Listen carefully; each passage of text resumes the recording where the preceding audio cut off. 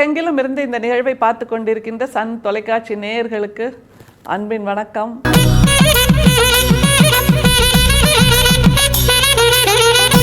வள்ளல் பெருமானை நம்ம எப்படியெல்லாம் அறிமுகப்படுத்தலாம், எப்படியெல்லாம் தெரிஞ்சு வச்சுருக்கோம்? ஒரு ஞானியாக தெரிஞ்சு வச்சுருக்கோம், ஒரு தத்துவவியலாளராக தெரிஞ்சு வச்சுருக்கோம், ஒரு உரை ஆசிரியராக தெரிஞ்சு வச்சுருக்கோம், ஒரு கணித ஆசிரியராக தெரிஞ்சு வச்சுருக்கோம், ஒரு மருத்துவராக தெரிஞ்சு வச்சுருக்கோம். இது மாதிரி நிறைய சொல்லிக்கிட்டே போகலாம். பதிப்பாசிரியர் அப்படின்னாலும் அவர் தான், கடிதங்கள் எழுதிய முதல் சித்தர் அப்படின்னாலும் அவர் தான். நிறைய விஷயங்கள். அதே மாதிரி வடலூரில் நம்முடைய சத்திய ஞான சபையை உருவாக்கி வைத்திருக்கிறார். அணையா அடுப்பு, அணையா விளக்கு, இப்படின்னு நிறைய சொல்லிக்கிட்டே போகலாம். அவருடைய பாடல்களில் மிக முக்கியமான ஒன்று அவர் செய்திருக்கின்ற புரட்சியும் புதுமையும் அப்படிங்கிறது தான் மிக முக்கியம். நாம் இன்னைக்கு பார்க்க போகிற அந்த பாடல் 6ஆம் திருமுறையில் இருக்குது.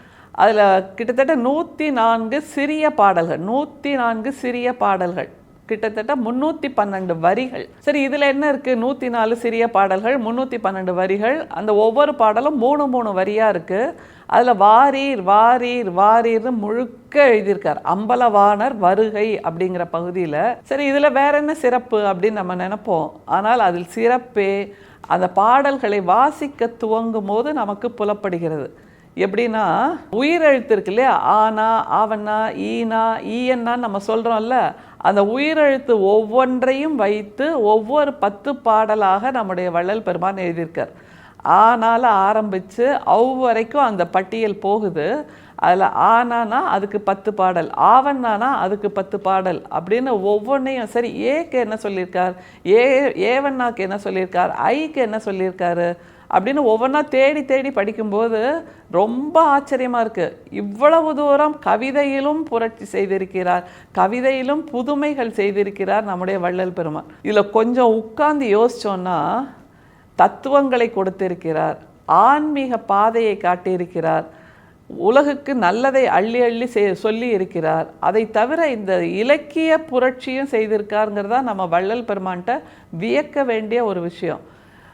கவிதை நடை அல்லது கவிதை வகைமை நிறைய இருக்குது. ஆனால் ஒரு 312 வரியில் ஆனா, ஆவண்ணா, ஈனா, ஈயண்ணா, ஊனா, ஊவண்ணா என்று ஒவ்வொரு எழுத்துக்கும் 10 பாடல்களாக எழுதியிருப்பது தமிழ் இலக்கிய பரப்பில் வள்ளல் பெருமான் மட்டும்தான் அப்படின்னு நிச்சயமாக சொல்லலாம்.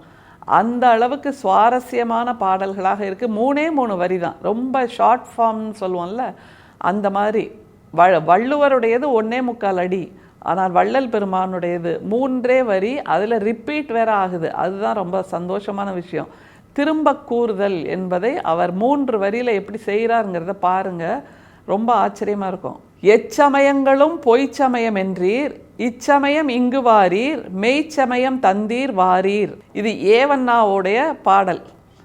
அப்படியே ஒவ்வொரு எழுத்துக்கும் பாடல்கள் வைத்திருக்கிற 10 பாடல். அதுதான் மிக முக்கியம். வள்ளுவர் எழுதியிருப்பது ஒவ்வொரு அதிகாரத்துக்கும் 10 குறள். நம்முடைய வள்ளல் பெருமான் எழுதியிருப்பது ஒவ்வொரு எழுத்துக்கும், ஒவ்வொரு உயிரெழுத்துக்கும் 10 பாடல்கள்னால் எவ்வளவு தூரம் அவர் தன்னுடைய வாழ்க்கையை மெனக்கெட்டு இதையெல்லாம் செய்து நமக்கு கொடுத்து விட்டு போயிருக்கிறார் பொக்கிஷமாக அப்படிங்கிறதான். அகழ்வாராய்ச்சி செய்து நாம் பல விஷயங்களை, தமிழர்களின் பண்பாட்டை கண்டுபிடிக்கிறோம். கவிதை ஆராய்ச்சி செய்தால் வள்ளல் பெருமானிடமிருந்து நாம் பல பொக்கிஷங்களை கண்டுபிடிக்க முடியும். அப்படின்னு பார்த்தா நம்முடைய தமிழ் இலக்கியத்தின் அகழி அப்படின்னு வள்ளல் பெருமானை தான் சொல்ல முடியும். ஏவண்ணாவுக்கான அந்த பாடல் எப்படி இருக்குன்னு பாருங்க. எச்சமயங்களும் பொய்ச்சமயம் என்றீர், இச்சமயம் இங்கு வாரீர், மெய்ச்சமயம் தந்தீர் வாரீர். அம்பலவாணர் வருகைங்கிற பகுதியில் இருக்கு.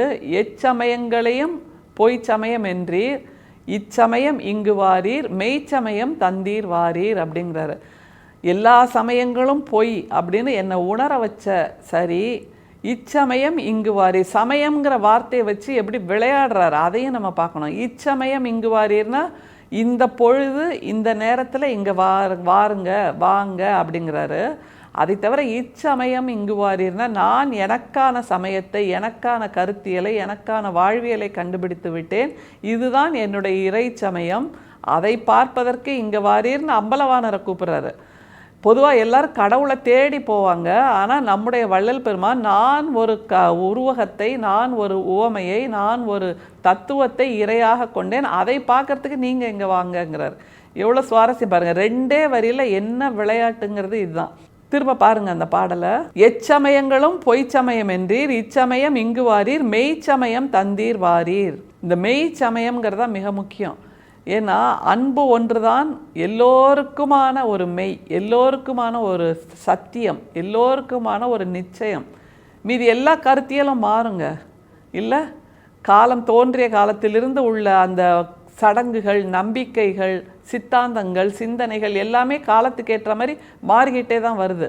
இப்போ தமிழ்நாட்டில் இருக்கும்போது நாம் கடைப்பிடிக்கிற பல விஷயங்களை வெளிநாட்டுக்கு போனால் கடைப்பிடிக்கிறோமா? இல்லை. அப்போ மாறுதில்லை. அந்த மாறுபாட்டுக்கு உட்பட்டது தானே அந்த சமய வழிபாடுகள் எல்லாமே. ஆனால் அன்பு செலுத்துதலை நான் வேறு வெளிநாட்டுக்கு போயிட்டேன், அதனால் எனக்கு அன்பு செலுத்த வழி இல்லை அப்படின்னு எங்கேயாவது சொல்ல முடியுமா? இல்லையே. எந்த உலகத்தின் எந்த மூலையில் இருந்தாலும் அன்பை செலுத்த முடியும் என்றால் அன்பு தான் மெய்ச்சமயம் என்று நம்முடைய வள்ளல் பெருமான் சொல்கிறார். அடுத்த பாடலை பாருங்க. ஏறி இறங்கி இருந்தேன், இறங்காமல் ஏற வைத்தீர் இங்கு வாரீர், தேர வைத்தீர் இங்கு வாரீர். ஏறி இறங்கி இருந்தேன், எத்தனையோ முறை இங்கே போனேன், அங்கே போனேன், இது உண்மையான பார்த்தேன், அது உண்மையான ஓடினேன். ஏறி இறங்கி ஏற்ற இறக்கம் மனசில். இப்போல்லாம் நம்முடைய இதய துடிப்பை இப்போ கணக்கெடுக்கணும்னு வைங்க, ஸ்கேன் பண்ணி பார்த்தா அந்த கிராஃப் ஏறி ஏறி இறங்கும்ல, அந்த மாதிரி நம்முடைய வள்ளல் பெருமானும் பதைப்போட இங்கே ஓடி இருக்கார், அங்கே ஓடி இருக்கார் அப்படின்னு எல்லாம் ஏறி ஏறி இறங்கி ஓடின அந்த ஓட்டமெல்லாம் இப்போ நின்னாச்சு அப்படின்னு வள்ளல் பெருமான் சொல்கிறார். எப்படி நின்றுச்சான் அதையும் அடுத்த வரியில் சொல்கிறார் பாருங்க. இறங்காமல் ஏற வைத்தீர் இங்கு வாரீர். இப்போ வள்ளல் பெருமான் ஏறி நிற்கிறார், இதுக்கு மேலே இறங்குதல் கிடையாது அப்படின்னு ஆணித்தரமாக சொல்கிறார்.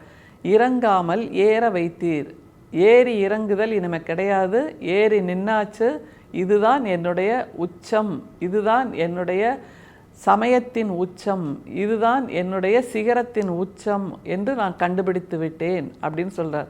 எப்படி நிறைவு செய்கிறார் பாருங்கள் அந்த 3 வரியை. தேர வைத்தீர் இங்கு வாரீர், அதுதான் மிக முக்கியம். சரி, இதுதான் என்னுடைய உச்சம்னு கண்டுபிடிச்சிட்டேன், ஆனால் இது போதுமா அப்படின்னா தேர வைத்தீர், இதுதான் சரி என்று நான் தேறி விட்டேன். அதாவது எக்ஸாமில் தேறிட்டோம்னா 100க்கு 100 வாங்கிட்டோன்னு சொல்லுவோம்ல, அந்த மாதிரி இந்த உலகியல் தேர்வில் நான் தேறிவிட்டேன், இந்த கடவுள் தேடலில் நான் தேறிவிட்டேன், இதுக்கு மேலே எனக்கு தேடல் கிடையாது, இதுக்கு மேலே எனக்கு இறங்குதலும் கிடையாது என்று சொல்லுகின்ற மிக அருமையான பாடல். இந்த மாதிரி ஒவ்வொரு உயிரெழுத்துக்கும் பாடலாக நம்முடைய வள்ளல் பெருமான் அள்ளி அள்ளி கொடுத்திருக்கிறார் இந்த அம்பலவாணர் வருகை என்கின்ற பகுதியில். எல்லோரும் அதை தேடி படிக்க வேண்டும். நம்முடைய வள்ளல் பெருமானுடைய ஒவ்வொரு 10 பாடலும் கூட உயிரெழுத்தின் அதிகாரம் என்று நம்மால் சொல்ல முடியும். அப்படிப்பட்ட ஒரு தேடலை அந்த 312 வரிக்குள்ளே நம்ம போயிட்டு வந்தோம்னா நாமும் ஒரு நெடும் பயணம் செய்தவர்களாக ஆகிவிடுவோம். அப்படி செய்வதற்கான ஒரு பாடலை நமக்கு அள்ளி கொடுத்திருக்கிறார் வள்ளல் பெருமான். பயணத்தை இப்போதே இன்றைக்கே துவங்கலாம். அந்த பயணத்தின் முடிவில் நாம் எங்கே சென்று நிற்போம் என்றால், இனிமேல் ஏறி இறங்குதல் கிடையாது, என்னுடைய ஏற்றம் மட்டும்தான் என் கண்முன் தெரிகிறது என்ற அந்த உணர்வில் நிற்போம். அப்படிப்பட்ட உணர்வை கொடுத்திருக்கின்ற வள்ளல் பெருமானுக்கு நம்முடைய தமிழால், நம்முடைய இதயத்தால், வெளிச்சத்தால், நம்முடைய இதயத்தில் ஒளியை ஏற்றி, விளக்கை ஏற்றி வணங்கலாம். அருட்பெரும் சோதி, அருட்பெரும் சோதி, தனிப்பெரும் கருணை, அருட்பெரும் சோதி. மீண்டும் சந்திப்போம். நன்றி, வணக்கம்.